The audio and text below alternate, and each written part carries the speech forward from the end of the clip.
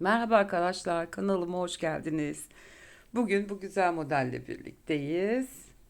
Şöyle çok kolay bir model ama çok hoş duruyor. Bunu yeni başlayan arkadaşlarımız bile çok rahatlıkla örebilir.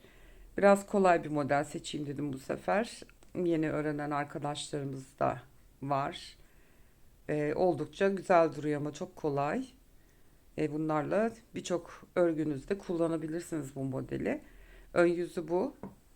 Arka yüzü de bu şekilde. Burası da çok hoş duruyor. Bunu da kullanabilirsiniz. Modelimiz 4 ve 4'ün katları artı 3 ilmekten oluşuyor. Ben sizlere daha küçük bir parçada göstereceğim bugün. Ee, Dilerseniz vakit kaybetmeden çalışmamıza başlayalım. Bunu kenara aldıktan sonra ben şöyle şişime 15 tane ilmek attım. Arka yüzünden bir sıra ters ördüm. Ön yüzünde düz olsun diye. Ve şimdi modeli yapmaya başlayalım. Şöyle kenar ilmeğini örüyorum hemen. Kenar ilmeğinden sonra bir tane ters örüyoruz. 3 tane düz ilmek. Bir tane ters,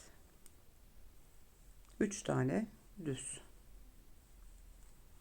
Bir tane ters, 3 düz ve bir tane ters yapıyoruz ve kenar ilmeğimiz. İlk sıramızı ördük. Arka sıra ikinci sıradayız. Kenar ilmeğini ördükten sonra ilmekleri gelişine öreceğiz. Bir tane düz, 3 tane ters oluyor. Bir tane düz, 3 tane ters. Sıra sonuna kadar bu şekilde devam ediyoruz. Bir tane düz ve kenar ilmeğimiz. İkinci sıramızda yapmış olduk. Üçüncü sıra ön yüzdeyiz. Şöyle bir görüntü aldı. Kenar ilmeğinden sonra bir ters, 3 tane düz. Bu bir ters 3 düz ön yüzde görünen kısmı. Yani toplamda bu şekilde 4 sıra öreceğiz. Ondan sonraki 5. sırada modeli koyacağız. Toplamda 6 sırada bitiyor model. 4 sırasını böyle düz bir şekilde örüyoruz. Evet. Arka sırada yine 4. sırayı örüyoruz. İlmekleri gördüğümüz gibi tersleri ters, düzleri düz.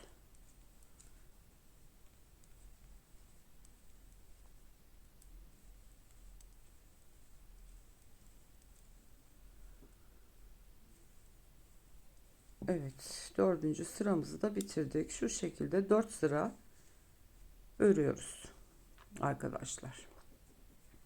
Şimdi 5. sıra ön yüzde ajurlarımızı koyacağız. Bir tane tersimizi örüyoruz kenar ilmeğinden sonra bir kere doluyoruz. 3 tane düz ilmeği tek seferde kesiyoruz. Düz örgü örer gibi. Tekrar doluyoruz. Bir tane tersimizi örüyoruz. Doluyoruz. 3 tane düzümüzü kesiyoruz. Bir kere daha doluyoruz. Çünkü eksilen ilmek sayılarımızı bu artırmalarla yerine koymuş olduk. Yine 3 ilmek olmuş olacak. Doladıktan sonra bir tane kestikten sonra doluyoruz. Tersimizi örüyoruz. Doluyoruz. 3 tane düzümüzü kesiyoruz. Bir tane doluyoruz ve tersimizi örüyoruz. Bu da kenar ilmeğimiz. Evet, şöyle bir görüntü oluştu. Arka sırada 6. sırada yine aynı şekilde düzleri düz, tersleri ters öreceğiz. Düzü ördükten sonra bu doladığımız ilmekleri de ters örüyoruz. Kestiğimiz ilmek ve diğer doladığımız ilmek. Bu üçünü ters örüyoruz yine. Düzü örüyoruz arada. 3 tane ters.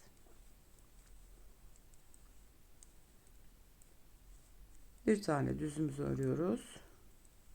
3 tane ters örüyoruz.